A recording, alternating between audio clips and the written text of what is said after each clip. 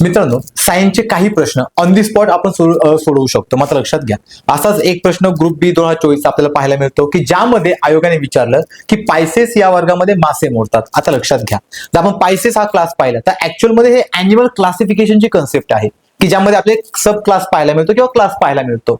मग मित्रांनो, जर आपण या क्लासचा विचार केला किंवा पायसेसचा विचार केला तर पायसेस मध्ये मासे मोडतात. मग आयोगाने असं विचारलं की पायसेस मध्ये मासे मोडतात याचे कारण काय.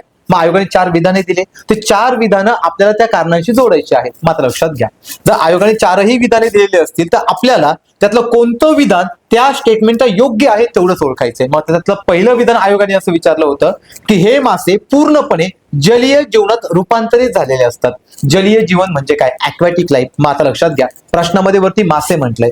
जर प्रश्नामध्ये मासे म्हटलं असेल तर लगेच आपल्याला कळतं की ॲक्वॅटिक लाईफ आहे, म्हणजे विधान काय झालं, योग्य झालं. पुढे त्यांनी असं म्हटलं की त्यांच्या हृदयाला 3 कप्पे असतात. तर नाही मित्रांनो, त्यांच्या हृदयामध्ये आपल्याला 2 कप्पे पाहायला मिळतात, म्हणून त्यांचं रक्त आपल्याला थंड किंवा शीत रक्त पाहायला मिळतं. मग लक्षात घ्या, दुसरं विधान काय झालं, चुकीचं झालं. आणि तिसरं विधान त्यांनी असं विचारलं की यांच्या शरीरामध्ये शीत रक्त पाहायला मिळतं. मी आताच म्हटलं की जर हृदयाची संख्या किंवा हृदयांमध्ये असणाऱ्या कप्प्यांची संख्या 2 असेल किंवा 3 असेल तर अशा वेळेस आपल्याला त्यांचं रक्त शीत पाहायला मिळतं. पण माशांमध्ये आपल्याला 2च कप्प्यांचं हृदय पाहायला मिळतं, म्हणून त्यांचं रक्त कसं असतं, शीत रक्ताचं.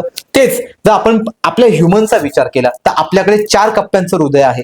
याला क्लोज सर्क्युलेटरी सिस्टीम म्हणतात आणि माशांना ओपन सर्क्युलेटरी सिस्टीम म्हणतात. म्हणून आपलं रक्त उष्ण असतं, तर माशांचं कसं असतं, तर आपल्याला शीत रक्त पाहायला मिळतं, म्हणजे कोल्ड ब्लडेड पाहायला मिळतं. आणि चौथं विधान आयोगाने असं विचारलं की त्यांच्या बॉडीवरती आपल्याला स्केल म्हणजे खवले पाहायला मिळतात. मग सिंपल आहे मित्रांनो, प्रश्न सोडवताना फक्त मासा समोर ठेवायचा. जर मासा समोर ठेवला तर आपल्याला सगळे विधान योग्य की अयोग्य ओळखता येतात. पहिलं विधान जलीय आहे, योग्य म्हणतो आपण. दुसरं विधान 3 कप्पे नाही 2 कप्पे, लगेच अयोग्य म्हणतो आपण.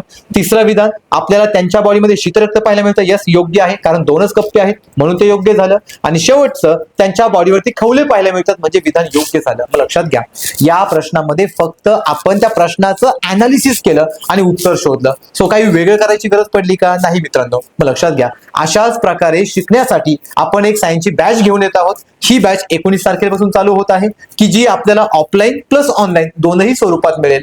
19 तारखेपासून ही बॅच आपल्याला दुपारी 1 ते 3 या वेळेत अवेलेबल असेल. मित्रांनो, या बॅच मध्ये जशा प्रकारे आता आपण प्रश्न सोडवला तशाच प्रकारे टीचिंग केलं जाईल की ज्यामध्ये PYQ oriented, prediction oriented, conceptual oriented, even प्रश्नाला ऑन द स्पॉट कसं टॅकल करायचं, आपण तिथे सायन्स कसं वापरायचं, हे सगळं या बॅच मध्ये शिकवलं जाईल. थँक्यू.